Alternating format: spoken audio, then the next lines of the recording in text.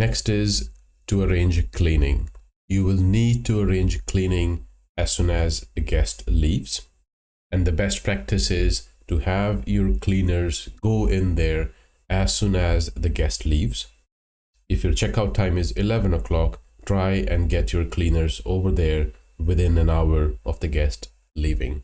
Do not leave the cleaning until the next booking arrives, because you might receive a last minute booking and then you will have to run around to get the property ready. It is a terrible idea to delay the cleaning, and it is a great idea to get the cleaners in as soon as the guest leaves.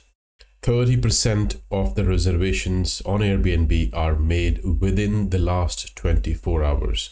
And for that reason, keep your property always ready for the next guest.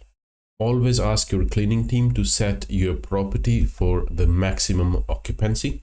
If your property has, let's say, 2 beds which sleeps 4, and if you have a sofa bed which can be used for the 5th person to sleep, always tell your cleaner that keep the property ready for the 5th person. There should be extra cushions, sheets for the 5th person to sleep on the sofa bed, because you never know when a booking might come for the maximum occupancy, and you do not want to run around at the last minute trying to arrange the extra bedding for the 5th person. So it's a good idea to always keep the property ready for the maximum number of people your property can sleep. When purchasing the linen and all the towels, sheets, beddings, get 3 sets of each. You want to have 1 in use, 1 in washing, and the 3rd one you should always keep as spare. You will need that spare set time to time. People might spill something on the beds, they might need an extra cushion or a sheet,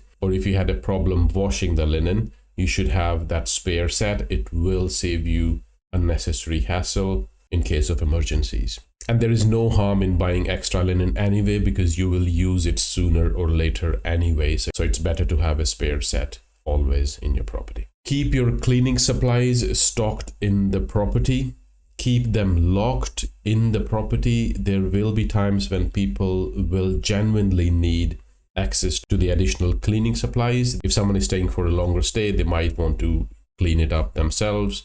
They might need a vacuum, they might need a mop, they might need a washing pods, all those things. So keep them all in the property, including the linen, but keep them locked.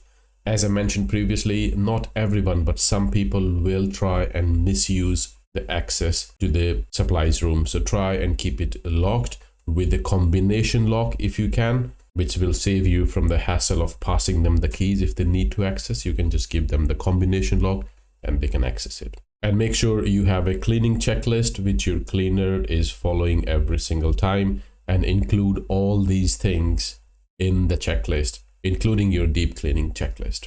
And the last one is share the cleaning feedback with the team. Whenever you get a feedback on cleaning, try and make sure you pass it on back to the cleaners.